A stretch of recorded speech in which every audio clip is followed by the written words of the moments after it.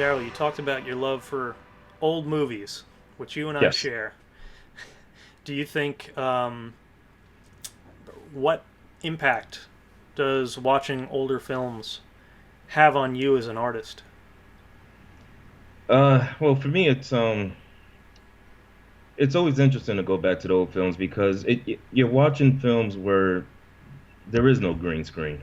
Depending on how far back you're going. I'm talking about watching films like I watch films from like the late 20s, the 30s, the 40s, and so forth. And I'm always interested in the stories and the films where there's no special effects. So it's mainly on acting and what you do with that camera.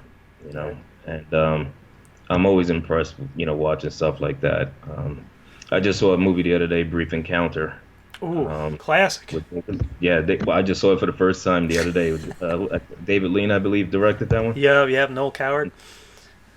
Yeah, but that's an example. I mean, I'm sitting there watching, and there's no effects there. It's just, it's about this relationship between two people, and that's it, and acting and story, and that's it, and it's beautifully shot, and I get inspired from things like that. After I saw that movie, I was like, all right, time to write, and so And so story, too. Like, you're right, there were no special effects that you could rely on as a crutch when you had to pitch your story. mhm. If you were going to do something like Buster Keaton, um, you could say, I'm going to hang from a clock, and people go, wow. But there was still a film there, you know? Yeah. I've watched, I think my older movie phase started with Hitchcock Hmm. because I watched Psycho and I was like, wow, this is like so Really? much better than so many movies I've ever seen. So I've Funny gone you say back that. through his That's the filmography to movie. the 30s. Yeah, yeah, no, it's funny you mentioned Psycho because that was a movie that got me into filmmaking. Really? You know, Okay. yeah, same thing, just like you. You see that movie, you're like, wow, I want to do this. You Yeah. know, He did so so much with so little. Like the studio was against him. He did it low budget. yep. It's got that indie spirit. And it's just amazing the way he did it. And like you, I mean, when after I saw that movie, that's when film studies started for me. I used to watch movies a lot, but after seeing Psycho, or should I say revisiting Psycho, that's when I started studying films and going back, seeing more of Hitchcock's movies, and then started watching other directors around that time. And so, yeah, so it's the same thing. It's funny you mentioned Psycho, yeah.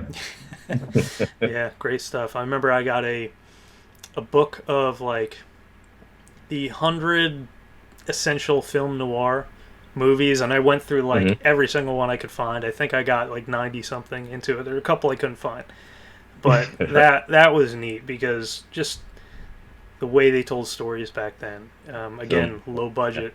They were called melodramas back then Yes. because they were super emotional and the music was Hmm. orchestral, and it was weird that film noir always has um, like the legacy of jazz around it, but the only time you Yes. really hear jazz in film Hmm. noir movies are when they're in a jazz club. Right. The Yeah. score is always orchestral. Hmm. And the way they play with shadows in those in that Ooh. genre as well. Yeah, Uh, I got into cinematography, I think, by watching those movies and just yes. seeing what they did, how they lit The Third Man, Hmm. how they lit just a lot of those Uh, old film noirs, just gorgeous. M by Fritz Lang, one of my that's another all-time one. Yeah. favorites. Hmm. Ooh, It was Peter Lorre, right? yeah, early sound film, I had to go made by in that. Germany. Just Fritz Lang Mm. is another one, super super good. Yeah, yeah. I just saw another one of his movies on Criterion, The Big Heat. With I don't know if you ever seen that one with Ooh, Glenn Ford. The Big Heat. I've seen so many film noir movies called like The Hmm. Big something. There's The Big Sleep. Yes, There's the big with The Bogart. Big Yeah. Chill, or there's a lot. But I'll have to check that out because I wasn't aware of that movie being by him. So I'm gonna have to check that Yeah, one I out. didn't know. I just happened to come across that because I just recently, being quarantined, I got the Criterion channel and I started Nice. watching a lot of movies on that, and I never heard of the Big Heat. And then I just saw it Fritz Lang. I said, wow, okay, never heard of this one. Yeah, I've I'll got have to- a I think it's a Kino Lorber set of his early silent films. It's got like Uh-huh. Metropolis and all these other ones, like I watched his first few things, and it's just so weird. You know, the black and white with the tinted colors for I was effects. actually I'm supposed to watch Metropolis this week, and I never seen that one. Ooh, it's a good one. There's a couple different cuts, and I have no idea which one I've watched. Yeah. I gotta look into that and maybe do some. Now that you told me different cuts, maybe I'll do some research on that one to Yeah, see which one I'm gonna see. And so, look into it. It's good stuff. And I've gotten Criterion. I'm a big fan of the Blu-rays. A little too much, if mhm. you ask my wife.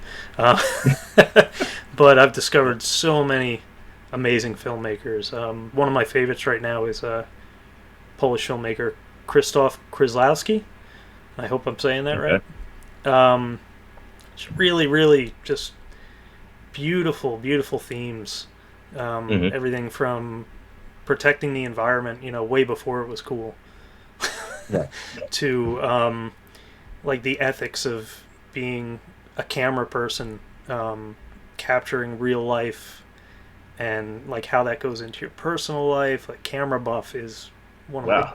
top favorite films. Oddly enough, I haven't seen his Three Colors trilogy, which is like Hmm. supposedly his best work, but Blind Chance, Never- some of Yeah, I his never older heard of ones. him. I gotta look into him as Yeah, he well. was a little obscure when I came out to him. Decalogue is Mhm. his other thing. He did like a film series for television. Oh, So okay. and like each episode is based on the Ten Commandments. Really? So you've got one episode per commandment, but it's very like it feels real and it feels surreal a little bit at the Hmm. same time. Very interesting thing. I'm sure it's on the That's Criterion channel. interesting. I gotta look into that one. I may have to ask you to send me that information. Oh, I Uh, will. I yeah. will. Count on it. So You'll have way too much to watch. that's true. That's true. So way back when, and I'm talking about early Hitchcock, right? I was watching a film the other day, Murder, Okay. and in it, an actor has to save another actor from being hanged for Okay. a crime he believes she didn't commit. And as an actor, he says that we use our life to create art, Hmm. and isn't it odd that art criticizes life? It's interesting. So a Yeah. lot of those deeper themes, maybe due to some of these old movies and not being about transforming robots and more about Right. life itself. That's interesting. Yeah. But yeah, I mean, it goes back to like I was saying. Yeah, that's why these older movies are like they're, you watch them and you always take something from them. I mean, I'm of course I'm not putting down movies of today because I love my superhero movies and Oh all that yeah, stuff. who doesn't?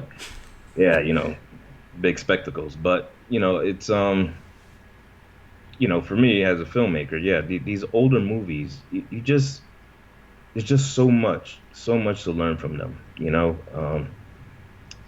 And just to give you a quick example, you were talking about Hitchcock. I was watching a Hitchcock movie the other day that I've never seen before, and I'm a big fan of Hitchcock. But Sabotage, I don't know if Oh, you ever seen that one. yep. Um, and Hitchcock talks about that movie a lot because you have that scene with this kid. He's on a bus and he has a bomb. And Hitchcock through the movie lets the audience know that this kid has a bomb. The kid doesn't know it though. Hmm. And it's going on and on. He's on this bus, and as the bus is, passing these buildings, you see the time on each of the buildings because, in the movie they also let you know when this bomb is going to go off. And eventually it does go off. And Hitchcock is always complaining about that. And now he's always saying the bomb must never go off. So every time I'm making a movie that has to do with some kind of suspense, I always keep that in mind. The bomb must never go You off. gotta lengthen it. You gotta you Yeah. gotta That's the place extend for the audience to time. breathe. That's Yeah. like it's the epitome of like Speed in those movies with you have to clip the red wire. It's like we only have 3 seconds, and the 3 seconds Right. takes like a minute. Right. The sweat rolling down. Um, yeah. Yeah, so I mean, you just learn. I mean, you just learn from these movies, man. And to hear some of these filmmakers from back then talk. I mean, one of my favorite filmmakers. I mean, he don't like to talk much about filmmaking. Is John Ford, and Mm. because I love his westerns. And But there are others who do like talking about Howard Hawks and so on and so forth. I mean, these are great directors, and you could learn a lot. Just listening to what they say and just watching their movies. All And right, so, I'll always tell anybody interested in getting started watching old movies, if it's right. around and you have access to it, Hmm. there's probably a reason it's still around. Yeah, I mean, I would recommend that to any upcoming filmmaker, like ourselves or whatever. You just can't watch movies of today only. You have to, at least I feel, you just gotta dive into the classics. And, when I say classics, I don't mean just the '80s. I'm talking about classics like going back, pre '70s. Right, go So beyond Terminator. yeah, yeah. A lot of the kids today, when up and coming filmmakers, when I talk to them, they don't even know who Indiana Jones is. You know, that's I'm Wow. like, wow. Yep, yeah. Yeah, that's something. Yeah. So if you were to list, I'm putting you on the spot here, maybe five filmmakers to Hmm. start with, who do you think But they should check out? Hitchcock is number one. yes, I would say start definitely with Hitchcock. I believe John Ford is another great director that you can learn from. I will go with Michael Curtiz, um, Howard Hawks, and if I had to throw a last one in there, I would say perhaps Anthony Mann. Hmm, Yeah, it's good. he did a lot of different. Him and Michael Curtiz did a lot. Well, and Howard Hawks, they did a lot of different genres. So yeah, that would probably be my list of filmmakers to look at. All And right, so, I'm gonna shoot out a couple just off the top of my head. Um, mhm. Hitchcock. Start with Hitchcock. He was the master of suspense. Yes. That's his nickname. It's it's great. Start with Psycho, even if you know the twist. It's Yes. just you get involved with it. You get enveloped in it. Yeah. Akira Kurosawa Hmm. is one of the classics. You like samurai films. He made Yes. the best. I just recently started watching his movies, and So so good. I have it's so very many. impressive. So many. Hmm. They're all great. I've ordered like the box set of his first I think it's called like the first films of Akira Hmm. Kurosawa, and I think it's like 4 or 5 films, and it's coming tomorrow. Nice. So excited. Nice. Um, Is it Christoph. Criterion or just Oh, sorry. is it Criterion, regular DVD, Blu-ray? Yeah, it's a Criterion DVD. It might be the old like Okay. Eclipse series Yeah. where they collect older things, put it on DVD. I've got a bunch of Uh, those I haven't even opened, but I'm gonna tear into this one tomorrow. Um, Krzysztof Kieslowski. It's spelled with a lot of Y's and Z's. Polish filmmaker. If you want mhm. to think about life, Interesting. go into him. Andrei Tarkovsky. I've seen Hmm. all but one of his films, The Mirror, and The Mirror is supposed to be his best. So I'm waiting for that one to have a Criterion release, hopefully soon. You say you Um, saw that? Sorry, You seen that movie, The that's the Mirror? only one I haven't seen. Oh, that you have not seen. Yeah, Okay. he's got 7 films, and they're all varying degrees of greatness. Yeah, I got to look into him as a director as well. Yeah, Russian filmmaker, but just very, very good. And later, I think he went up to Sweden um, Uh-huh. with the USSR and all that stuff. He got out and started making films in different countries. And ooh, anything with a film noir title, I think is a good place to start because they're so cool. I'll show them to my wife. She's not too crazy about old timey black and white movies, but if it's film noir and it's somebody fighting for their life Yeah, because they got thrown in prison for no reason, like, yeah, or they've witnessed a murder and no one yeah. believes them People, because they're a woman, like, yeah, people on the run so and good, yeah, murder so and good. but those shadows, And those always look shadows, yeah, if you're into interesting. cinematography, check out Hmm. those shadows. And that last one was a bit of a jump, so I'm going to look over here. All right, Fritz Lang. Check out Hmm. Fritz Lang. M, Metropolis. Those are the big ones. Yes. Check those out and become a better filmmaker. Oh, yeah. Listen, I agree. Those old films, man. Old films.